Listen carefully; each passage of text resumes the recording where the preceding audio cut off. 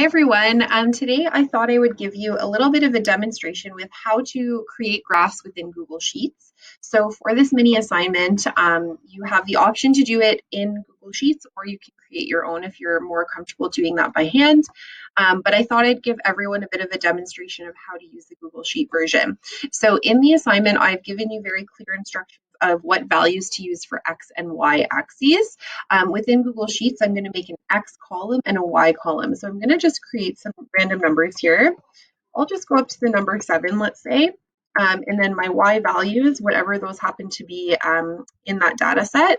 I'm just going to, again, create sort of random numbers and then just for the demonstration.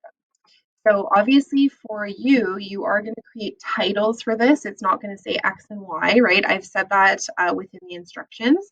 But what I wanted to demonstrate is how do we use the graphing feature. So we're going to select all of our columns that we would like to graph, and you will be creating 2 separate graphs. So just keep that in mind with your work. You can either create a new page within here, or you can just put them all on one page. And what I'm going to select is over here, Insert Chart. So I've selected my data and I've inserted a chart.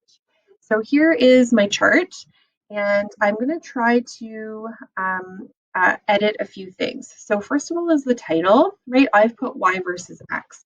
You are going to be thinking of a more creative title based on what it is that you're graphing. So you're going to be able to change that.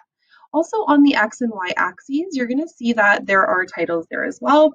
I can double click on them and actually edit the names of those. So I can put name, whatever it is. Now on the chart itself or on the graph itself, we also might want to add some labels. Okay, so on the sheet, it instructs you to add labels for the peaks, which are at the top, and the troughs, which are at the bottom. So the high points and the low points.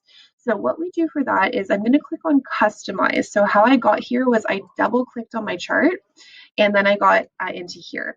So customize, what I'm looking to customize really is some of the labels, okay?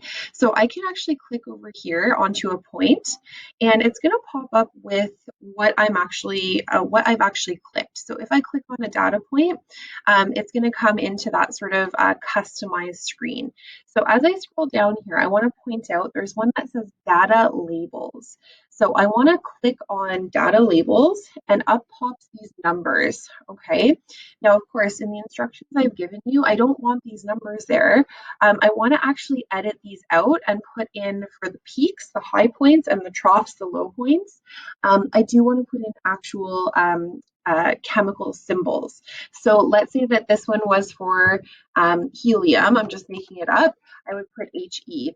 And let's say this high point here was for, or I think the high point actually would be here.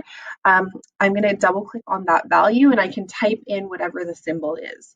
So I hope that this will help you to create your charts. I know it's a little bit glitchy, but again, if you need to go back and just double check, we're basically selecting our data from this little table here, X and Y. And then once we have it on our chart, we can actually double click and start modifying things. So I hope that will be helpful to you.